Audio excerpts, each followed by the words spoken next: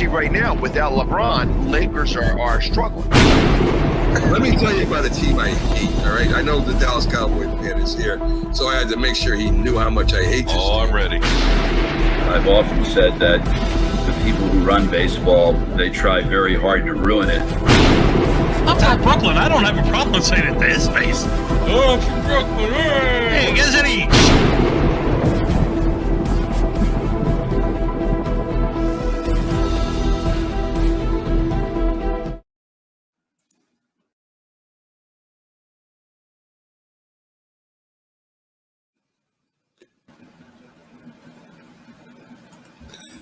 This is a presentation of Northeast Streaming Sports.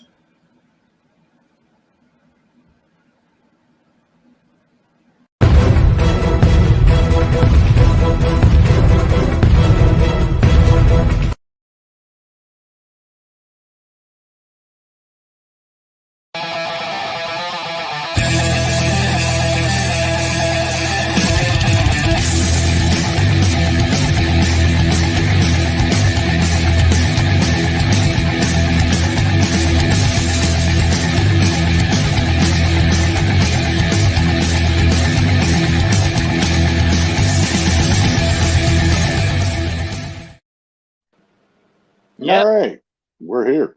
Yeah, we're live, as only live can get. Yeah, better than pre-recording. A lot better. Yeah. Well, as for anyone waiting for the Monday night retro war room or whatever we decided to call it, Monday night retro war room. Right. We found out the hard way that we can't upload more than an hour video.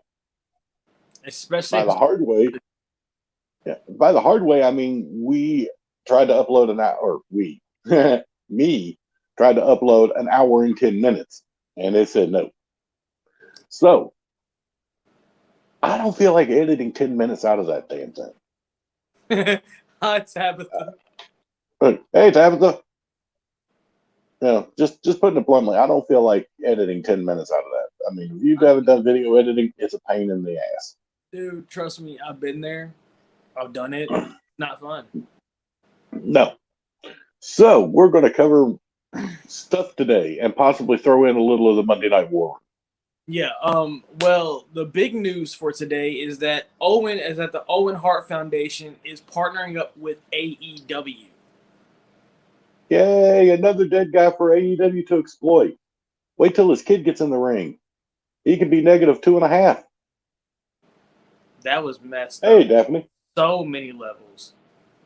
What, they did the same thing with Brody Lee. Why wouldn't they do it with Owen? Because Owen's kids don't want to wrestle. Brody Lee's kid is 7. Yeah, but Owen's kids don't want to wrestle. He's 7.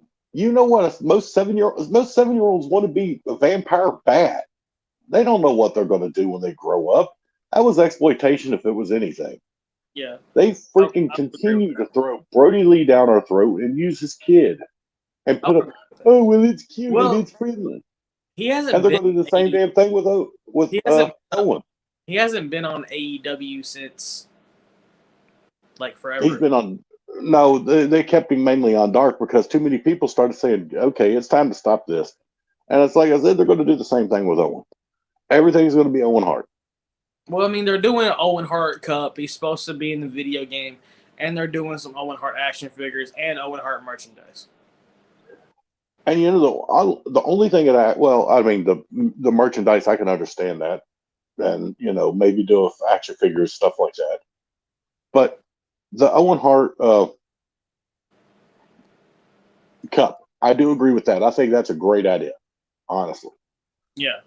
Because that is a way, if they do it like once a year, don't make an Owen Hart championship, don't do any of that crap.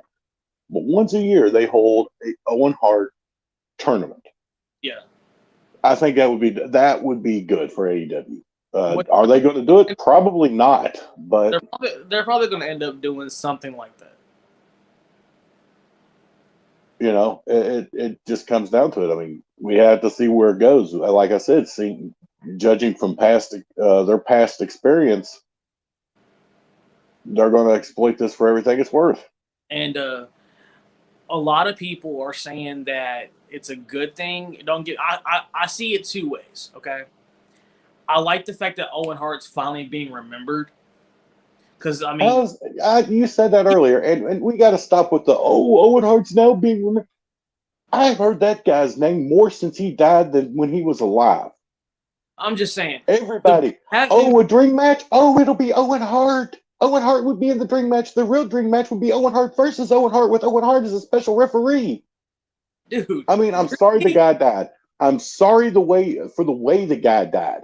But all of this over dramatizing the legend that is Owen Hart is all that is. It's over dramatizing it. Owen Hart was a mid-card guy that died in an absolute tragic way.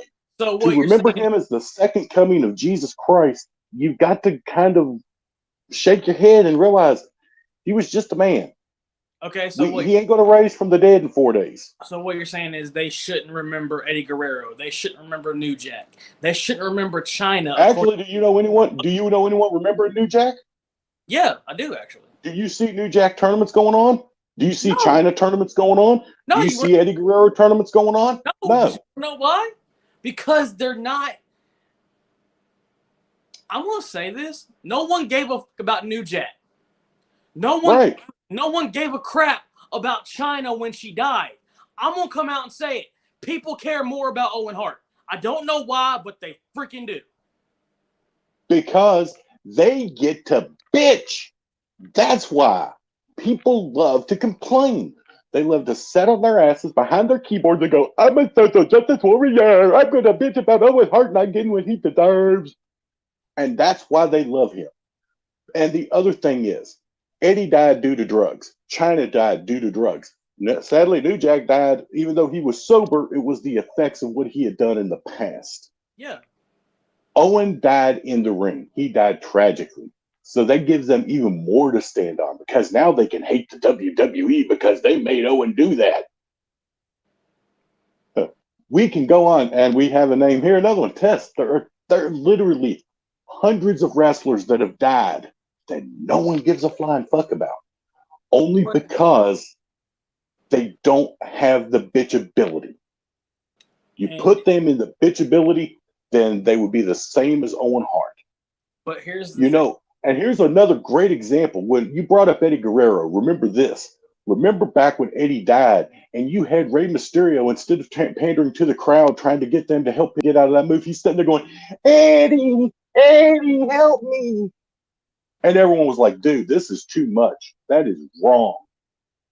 AEW is doing the exact same crap with Brody Lee and now probably with Owen Hart, and nobody's saying a damn thing about it.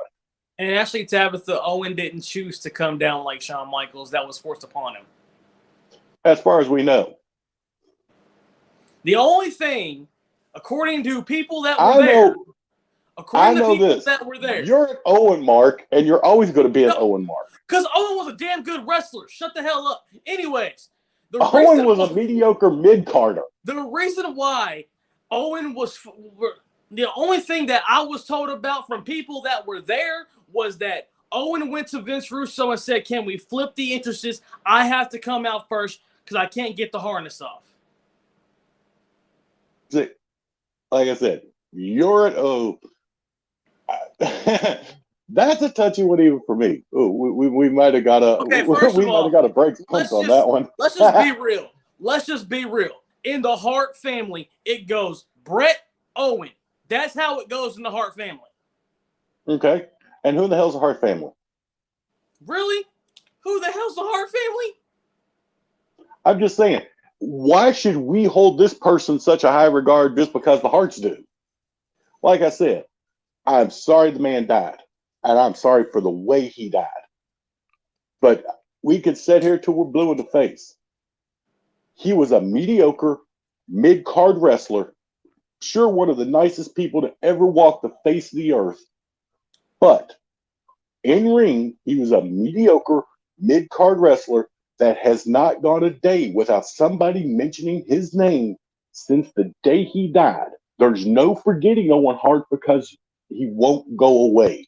But anyways, back to Tabitha's comment. You have a choice. He's a grown man.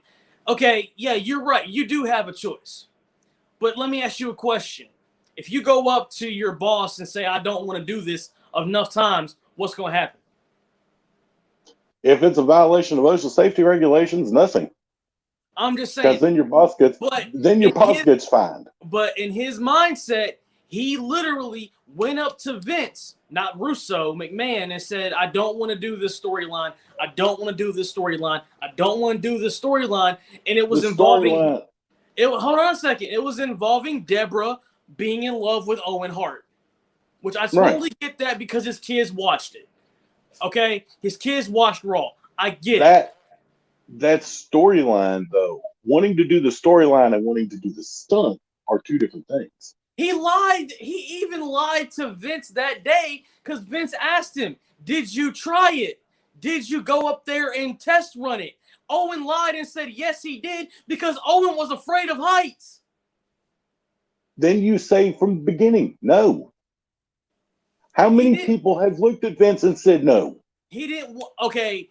How many of those people were upper fucking main eventers while Owen Hart, like you said, was a mid-card guy? Yeah, but when you're in the mid-card, where else are you going to go? He was a joke character. He was the blue blazer. Yeah, I understand that. Are you ever going to hear in world heavyweight champion blue blazer? But at so the what same did he have time, to lose? What did he have to lose? At the same time, okay? Owen is that old school mentality of you're going to do this enough times, they're going to let you go. Where was Owen going to go? Where was Owen going to go? Was he going to go to WCW? Yes. Where they were dying? Where they were dying out? They weren't dying at that time. Yes, they were. WCW was dying in 1998. It was 99. Okay, 99. Yes, they were. He already had an agreement to come back and form the New Heart Foundation. Owen was never going to leave the WWE. No, he was. When? Bischoff and Brett both had said they were already working out a contract to do the New Heart Foundation in WCW. Bischoff has been interviewed many times saying he wished he had just hurried up. They had stalled it because his contract wasn't over yet. But Bischoff was going to take Owen. It was going to be Owen, Brett, Davey Boy, and Neidhart. I never heard that. Yes, Owen was going to WCW. I never heard that interview. It was in Dark Side of the Ring. I watched that Dark Side of the Ring and I didn't hear it. Eric Bischoff said that on Dark Side of the Ring. He said it was one of his biggest wrestling regrets. He was on his way out of WWE. He could have looked at them and said no. And like I said, if he was like, if they were looking at him and saying, like, listen, the whole plan for this is to put you in the world heavyweight title picture, then I might see where he might have been like, you know what, if I rock the boat, they're not going to give me this title. But he wasn't. Which very well could have happened. We don't know. We wasn't there. Yeah, that's my point. We don't know. We weren't there. We don't know. We don't know if he actually went up there and said, oh, I don't want to do this. We're going off speculation. We're going off of what we've been told from people that were there. That's what I'm saying. So how do we know he did go up to Vince and say, I don't want to do it? We don't. But I think this honestly is a jab at AWE. I don't see it. Well, I think everything. I'm going to take that back. I was about to say no, but then again, just about everything AEW tries to do is a jab at WWE. Because why not? And I can understand jab at the top dogs. And I can understand. And I can understand why Martha wouldn't want Owen remembered in AWE. That I agree with 100%. That I agree with her 1,000%. And I think Tabitha's right. Now that we've like yelled and called each other names and crap, it's good to get like that though every once in a while. Anyway, the babysitter has told us to move on, so that's a good sign to go. Anyway, we are going to do Monday Night Nitro versus Monday Night Raw. What was the other? There was something else we were talking about. That was I don't. it was like, well, crap, I can't say anything, but you not remember, and I don't remember either. Yeah, we've got Foxhole, so we know it's definitely time to stop on that one. Oh crap, what was it? There was something else in the news. More plane ride from hell stuff. Oh God, I hope not. Other than what's funny, did you have you seen they've been putting up the Kurt Hennig promos from his early stint in TNA? His only And stint. his only stint in TNA. He's sitting there going like, I'm the guy that slammed Brock Lesnar at 30,000 feet. He said that every promo he did. Right. And then he's like, doing this 100 and some million, doing this $80 million, slamming Brock Lesnar at 30,000 feet, priceless. We do have the WWE draft next month. Thank you, Anthony. We also have superstar Billy Graham looking like he's about to take the final bell. Yep. Yes, and I do. They have moved. They have silently, quietly, sneakily removed all mentions of Flair from the WWE website. I think They took off they his even taken him merchandise out and of. Yeah, they took his merchandise out. They took his. I think they took him off the stuff from like the They took him alumni off or the- whatever, and the intro's gone now. And yeah, no, we're not going back into the jump rope, But or this him trying to play Thursday- patty cake. This actually tomorrow is Dark Side of the Ring, and it's gonna be Chris Canyon. So yeah, that's gonna be good. And Flair just wakes up tomorrow morning and he's like, you know what? Yeah, that's it. I'm done. So we're gonna go into May 27th. Hold on. Why don't we just, since they can't see it anyway, why don't we just give them a recap?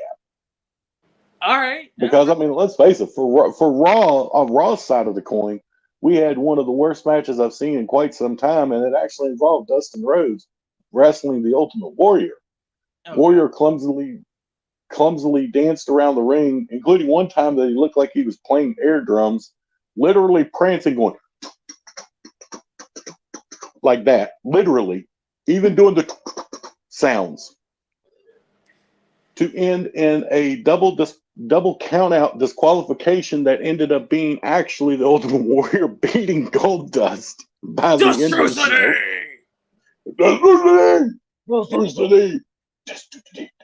That's what he was playing with the drums. I think they've had Canyon merchandise for a little bit. At least I'm pretty sure they did. But they're doing a sale on it now because of Dark Side of the Ring coming out tomorrow. Of course. Let's see what was the next match. Actually, the next match was Smoking Guns versus the Body Donnas, and that was a killer match. Actually, I give that full. Because I give that one full props. After I got done watching Nitro, I went back and watched your Raw just to compare the two in my head. Mm-hmm. I'm sorry, Nitro was better. Yeah, Raw was crap. Except for that Raw one. was, except for the Body Donnas versus the Smoking Guns. Raw then made Raw now look good. Yeah. Honestly, we talked about this, and it's only 45 minutes. We talked about this, and it was like, I really don't want to go through that Ultimate Warrior match again. That was how bad it was, and that was a King of the Ring qualifier. But on the Nitro side, we had two of the Four Horsemen, Ric Flair and Arn Anderson, versus the American Males. Not gonna lie, was a really good match. For the American Males not really being a top tag team, they were actually really good in the ring. They were decent. Buff and Scotty don't get enough credit on that, I don't think. No. They were actually really Buff kind of became a joke with the, when he became Buff Bagwell. Yeah. When he was Marcus Alexander and he was actually trying. Yeah. He was good. He was good in the ring. But my only criticism of WCW, especially here, and they even continued it as Nitro went on, was there was way too many video packages. Yeah, that was a big one. And you know what, Daphne? I've been, and I say a lot of things about AEW. I'll be the first to admit that I talk a lot of trash about that company. But what they're doing right now, they seem to have gotten that formula down, and it's an old tried and true formula of you do less of the bad crap and you do more of the good crap. Yeah. Well, the good crap is outweighing the bad crap on AEW Dynamite drastically right now. And honestly, I didn't watch SmackDown last week. I totally forgot about it. I barely got through Raw this week. I'm damn sure going to be watching tonight on Rampage or Dynamite, and this is going to be their 2-part, 2-hour pay-per-view free Grand Prix. Yeah. Which theme song? The American Males. Oh, American Males. American Males. Oh, now it's stuck in my head. American Males. Yeah, I can't do that because of section 7 or section 6. Go into the second match. It was the Mauler versus I forgot that one dude's name. It was some enhancement guy. I don't know. Screw it. Okay. Oh, wasn't it Sergeant something? No, that was the third match. No. This is where Scott Hall comes out. Scott Hall comes through the crowd. They literally stopped the match. Steve Dole. That's who it was. Of course, Encyclopedia Sean. They literally stopped the match. Like, the Mauler is literally beating the crap out of Steve Dole, and they stop the match, and then Scott Hall does the infamous promo. And this is building to Kevin Nash's appearance, and then it's going to build to the Great American Bash, where we find out that there's going to be a third guy. And then the big one, Bash at the Beach 1996, where the formation of the NWO happens. And while he has the building to the formation of the NWO, I do have a little building of my own on the side of Raw, because no, I can't either, Tabitha, 100%. Kenny Omega is the best wrestler in the world. Oh, you are so lucky I'm not there. I would slap the ugly off you. I would make that slap of Doss Man look like a love pat. Oh my God. Can you see the third guy being Mabel? That was actually reported by Dave Meltzer.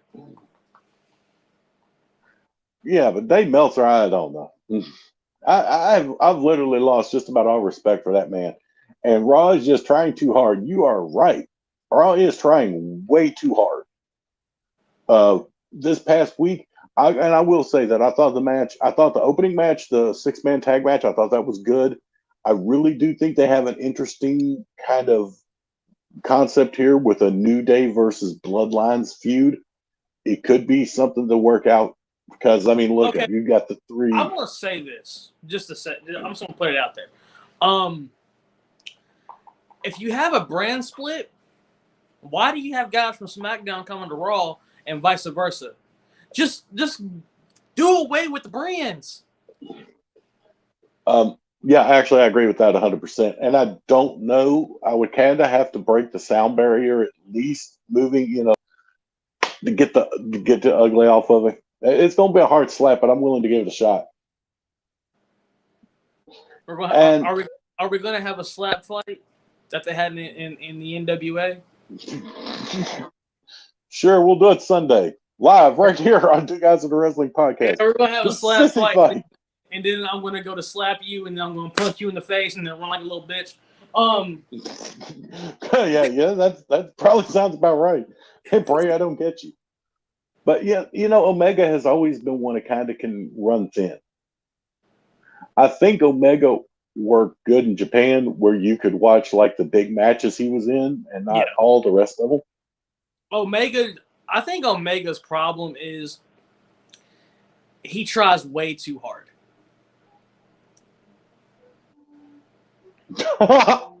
Really, Tabitha? Really? We're no love now, huh? Tabitha don't want none of this. Tabitha beat you senseless, boy. Hey, She you know something? She might whoop my ass, but you know something? It's gonna be on the podcast.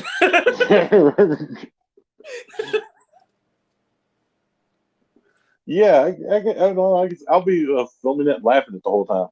But anyway, yeah, I have no doubt you would. So you got the building blocks to Austin 316. I have Austin the building blocks 316 to the NWO formation.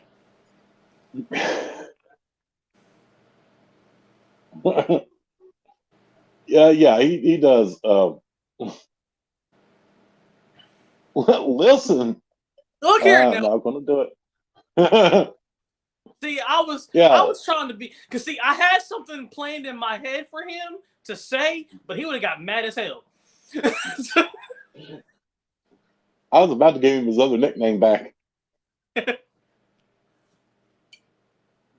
But anyway, yeah, and see, and honestly, the two builds that we're both looking at, this is actually a really interesting time to look at, and yeah, we knew that the foxhole was coming, so we were already trying to back it out of there. Because really, if you want to look at wrestling in the 90s, this was the two pivotal moments of both companies. Oh, yeah. The birth of the NWO versus the birth of Austin 316. Yeah. Austin McMahon saved the WWE. Oh, without a doubt. There was nothing else to that. They saved the WWE. It's very rare that you can look at one person or one event and say, that's it. That's what got them back on the map. Well, the same thing can be Austin said. McMahon did. The same thing can the be said NWO. The same thing can be said for the NWO when it came to WCW. It's what put WCW on the map. It took WCW from that wrestling promotion to sports entertainment. I'm going to find that song and I'm going to share it. My boss told me I need to come into work. I said, forget him. I'm going to wrestling. RASSLIN, wrestling. Because, I mean, let's think about it. It's actually a song. At that time, WCW was looked at as that Southern wrestling promotion, that regional wrestling promotion. It was never looked at on a global scale, and the NWO is what brought that. Right. Absolutely right. You're 100%. And, you know, I think Brock Lesnar would work good in AEW to an extent. But at the same time, I don't think you should go there. I know you're right. He's beaten everybody in the WWE. There are no new matches for him. No. But at the same time, that's really going to be kind of a poison to AEW. I just don't see Brock Lesnar going there. If he does go there, it won't be right now. Because you know if he goes there right now, he's going to take up a majority of their money to the point that AEW might go bankrupt in the span of a year. Yeah. Which, hey, that's Vince's idea right there. I've said that before, actually. Now we have Nelson Mania chiming in saying that the NWO was 1,000% better than Austin 316. But that's kind of the point we were just making on that. You know, this was really a time where you did have that battle line drawn right down the middle. You had your WWE people. You had your WCW people. And the lines didn't get crossed a lot.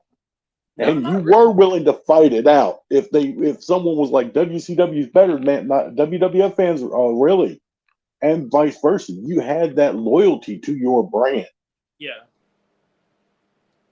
And another piece of news could be a Twitter account that mentions all of Hulk Hogan's. Oh my God, That's going to be a busy Twitter account. But you're right, though. It literally drew that line in the sand, and no one really crossed over. Because literally, as a kid, I would go back and forth between both Raw and Nitro. When the NWO came on, I stuck with Nitro. Right. The NWO made wrestling cool. I mean, there really ain't nothing else to say about that. They were the catalyst. Yeah. And then, Austin 316, while that might have been, it was still a few months till he really got in that stride and got rolling. Yeah. And that was what allowed WCW. I was about to do the Lex I was Luger. about to do the Vladimir Kozlov double E. And I forgot about Lex Luger having the WWWCW. Yeah. WWWCW. Oh, Which, by the way, he had a world television title match against somebody. Oh, I think it was what's his name? Max with 2 X's. That's right. Max. He took it to the max with 2 X's. Because that's just how you're cool. And Lex Luger This 90s. And Lex Luger beat him. Of course. Yeah. But again, we are in the building blocks of the NWO. You're in the building blocks to Austin 316. We are actually going to do this again next Monday. Max Muscle, former DDP bodyguard. We're actually going to do this next Monday live. It's going to be the Monday Night Retro War Room. And it's going to be, I'm going to get to where Kevin Nash appears on Nitro. And where are you going to be? I had no idea because there's really not a lot between there and now. Then, we got King of the Ring qualifiers, so I guess maybe follow Austin's path. Yeah. And then what we're going to do is we're going to go head-to-head, King of the Ring 96, Bash at the Beach 96, where the 2 pivotal moments in the Monday Night War happened. Actually, I wouldn't even say the 2 pivotal moments. I'd say they were actually the first shot. Yeah. I think that was when the Monday Night War actually started. Because I think after that happened, that's when Vince kind of sat back and said, hey, wait a minute. These guys are starting to catch up, and okay, these guys are starting to kick our asses. Yeah. I think that's when it kind of started, when it looked, and that was when the dynamic had to change. Yeah.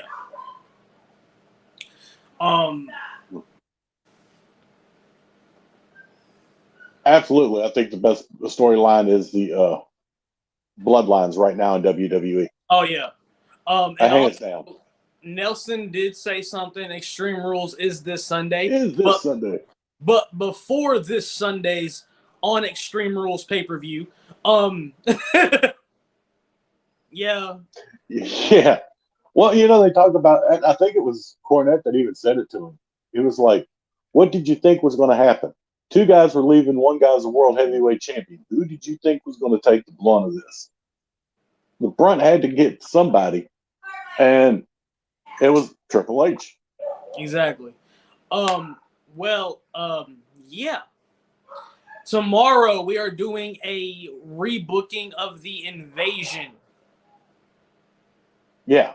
Which we've been arguing over this. Okay.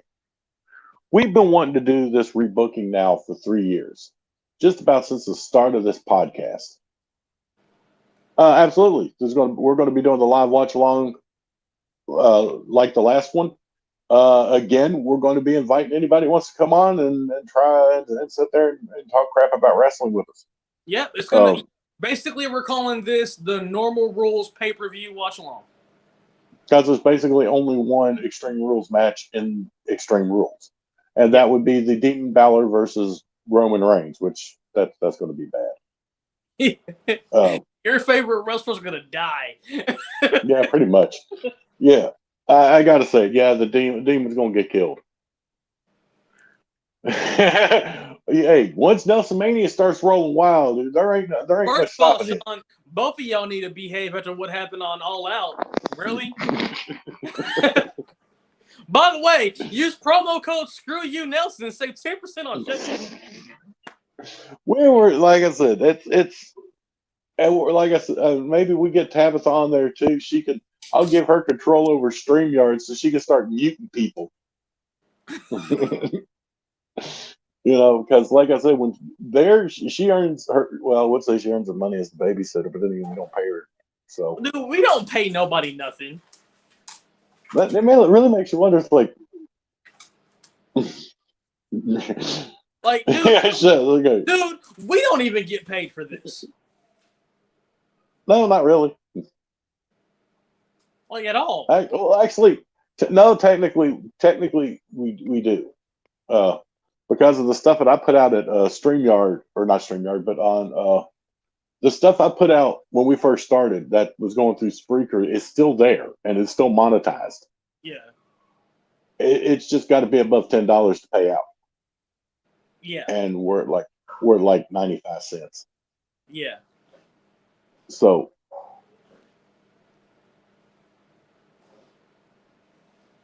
we probably should get paid about $5 each by the year 2030. Probably. Well, that's what they do love doing that in the WWE. They love bringing out the demon that's supposed to be this ultra bad, super everything, and then beating. Pretty much. That's what I was telling him. You got to watch out because Nelson Mania, once he gets going, once you get rolling wild, there ain't no stopping that. No. Hey, there we go. Sean's going to pay us. He's got a handful of change. That actually, wait, I already paid you once. I gave you a quarter. How long ago was that, though? Like 2.5 years ago.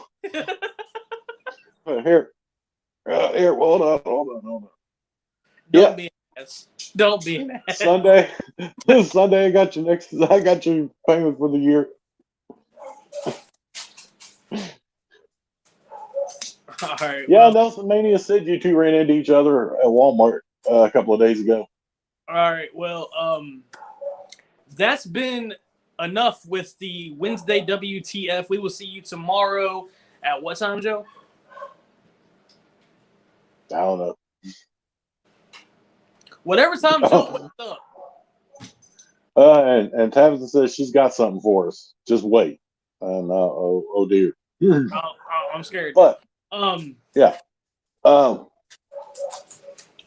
I mean, we got a pretty good crowd at 1 today, so let's try for 1 again. All right, 1 o'clock tomorrow. The rebooking of the Invasion. Yeah, which well, no, we are going to be doing that. Basically, I've always wanted to do the rebooking with strictly the talent that was available. And Mike wants to do a fantasy booking with being able to use all talent. Sorry. So we're basically going to be doing this 2 ways. I'm going to be doing this with only the talent that was actually available, not the talent that everyone would love to have seen. There wouldn't be any Stings or Goldbergs or Hogans or any of that. I'm going to only use the guys that were available. Mike is going to be doing the fantasy booking version where he's going to be using everyone. Yeah. So that's how we're going to do this. And the rest of the crap we'll figure out later. Man, I'm so used to being in the doghouse. Remember, I was married. So that's what we're going to do. I'm going to do a fantasy booking. You're going to do a rebooking. Right. And we'll figure out which one's going to go up first. Oh yeah. Wait, we're not doing it live then. By the way, you're asking me when it's going to be out. No, we're going to go live. It's just, do you want to do yours first or mine first? I don't care. Let's do yours first. All right. Not the next Thursday, but the Thursday after that, we'll do my fantasy one. And you're absolutely right.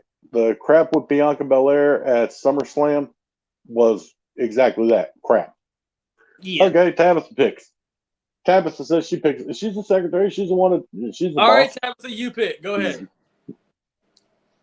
We're waiting. You want to hear an hour of that talking only?